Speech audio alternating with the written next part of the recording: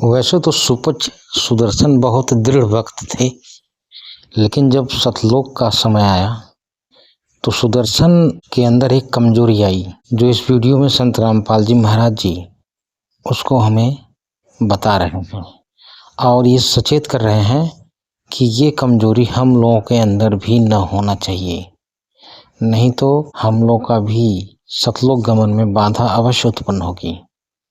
मेरे भक्त भाइयों, स्पेशली आपके लिए ये वीडियो है।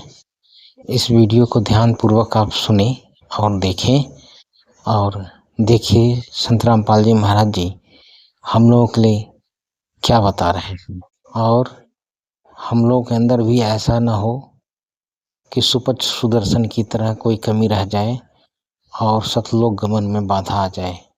इससे पहले ही हम सावधान रहें। सत्साहेब। जब द्वापर युग में परमात्मा आए हुए थे कबीर जी यानी परम अक्षर ब्रह्म अपनी लीला करने के लिए, उस समय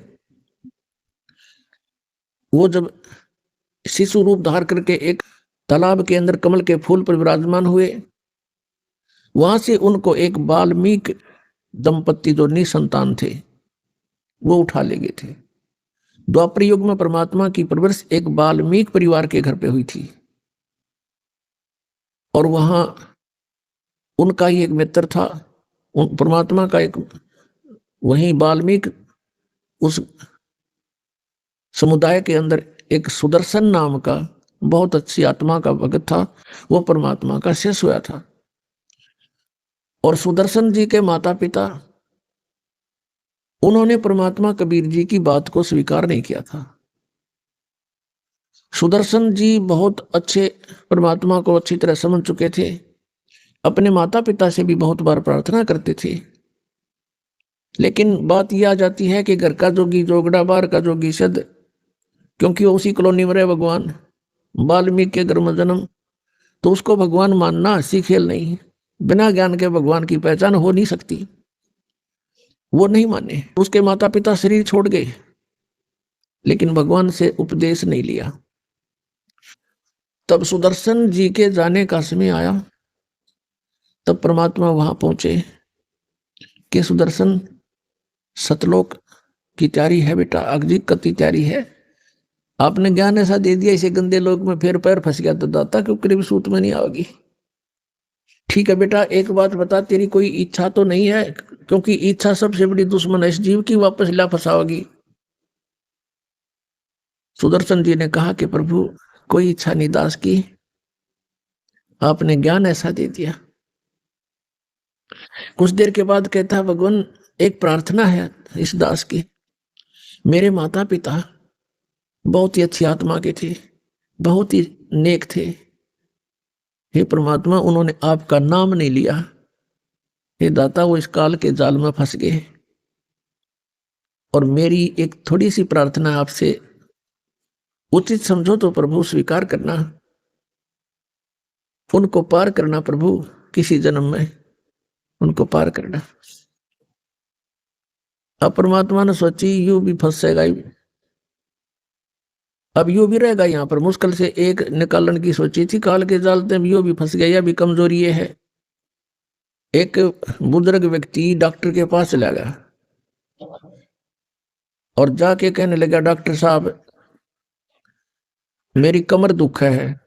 डॉक्टर ने देखा अस्थि पिंजर से रह बुढ़ेगा, वो कहने लगा बाबा यह कमजोरी है, वीकनेस है ये शरीर में। फिर कहता मैं खड़ा होता हूं तब चक्कर आता है। डॉक्टर बोला कमजोरी है, मेरी पिंडी भड़के हैं, मेरी पिंडियों में दर्द होता है, पिंडलियों में। डॉक्टर बोला कमजोरी है। अब इस बात पे वो बुढ़ा नाराज हो गया, ने बोला तू डॉक्टर है गम चक्कर, एक के बाद जाने कमजोरी है कमजोरी है कमजोरी है। अब वो डॉक्टर ने बोला बाबा यह भी कमजोरी है, क्योंकि कमजोर आदमी ने गुस्सा करना आवे, तो यह भी कमजोरी है, कमजोरी के कारण गुस्सा आ गया आपको। तो परमात्मा ने जान लिया कि यह भी कमजोरी है, बोल रहा सुदर्शन में, बिल्कुल तैयार हो लिया, और यह इच्छा बीज फिर रख दिया काल ने। परमात्मा कहते हैं इच्छा दासी जम की, या खड़ी रहे दरबार, और पाप पुण्य दो वीर हैं, या सतखसमी नार। अब जैसे हमने यहां से चलना है, हम पुण्य कर रहे हैं, पुण्य अति आवश्यक है। और ये पुण्य एक ऐसा आपका जहाज बनेगा साथ में, क्योंकि सब सहयोग होता है, मंत्र का भी। जहां तक इस पुण्य का काम है, ये पुण्य वहां तक आपको मदद करेगा। लेकिन वहां जाकर इस पुण्य की तरफ नहीं देखना आपने, क्योंकि वहां चलने के बाद जहां अकाउंट होता है वहां खड़े रहते हैं दूत काल के। और नो कहेंगे अगर तेरी तो बहुत कमाई है, ओहो तू तो भाई, आप तो जो है ना ऐसे विष्णु लोक में देवता बन सकते हो, आप तो ब्रह्म लोक में ऐसे बन सकते हो, आप तो 10 जन्म तो इंद्र के पा सकते हो, ये पुण्य के कारण। तो वहां आपने ये पुण्य भी नहीं रखना, ये पुण्य भी हमारा दुश्मन वहां होगा, यहाँ नहीं, यहाँ तो आपकी बहुत हेल्प करेगा। तो वहां जाकर ये पुण्य की तरफ भी आपने नहीं देखना, कामना ना बनना। कहते इंद्र दा राज कागदा बेस्टा ना भोगा इंद्राणी नू। इतनी हेट हो जाए यहाँ के लोग की के वहां इंद्र बन गया, फिर गधा बनेंगे आकर के। ये बातें याद रखने की है। परमात्मा ने सोचा कि ये बालक भी रह गया यहीं पर, क्योंकि परमात्मा का और काल का एक वार्तालाप होया था। तब इस काल ने, परमात्मा अपने पुत्र के रूप में खड़े थे वहां पर, वो समझ नहीं सका कि ये भगवान है या सहजदास है या जोग जीत है। कभी परमात्मा किसी रूप में आ जाते हैं, कभी किसी के रूप में। तब उसने कहा था कि 3 युगों में जीव कम ले जाना प्रभु, 3 युगों में, सतयुग त्रेता द्वापर में कम जीव ले जाना, और चौथा युग जब कलयुग आवे तब तो शरण जीव बहु आवे। ऐसा वचन हर मोह दीजे, तब तुम गवन संसार ही कीजिए। तो 3 युगों में जीव कम ले जाना और चौथे युग में कितने ही जीव ले जाना, ऐसा प्रतिज्ञा परमात्मा से ले ली थी। भगवान ने कह दिया था ठीक है, पर परमात्मा भी जान थे कि ये 3 युगों में ये भक्ति को नहीं करें, क्योंकि सतयुग त्रेता द्वापर में अच्छी आत्माएं होती हैं, मजबूत शरीर होता है, पिछले पुण्य साथ होते हैं, और कोई भी साधना वो कर रहे हैं उनको पिछले पुण्यों से लाभ होता ही रहता है। तो ये सोचते रहते हैं कि जो साधना मैं कर रहा हूं वही, उसी से मुझे पुण्य हो रहा है, ये लाभ हो रहा है।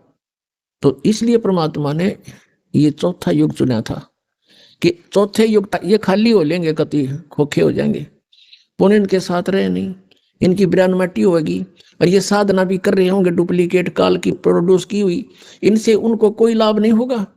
और फिर हम जाएंगे या अपना कोई दास भेज देंगे, अपना प्रतिनिधि, और फिर पावर मालिक की काम करती है, हम इनको सुख देंगे, ये पहचान देंगे भगवान कौन है, और छोड़ देंगे उन नकली साधनाओं को।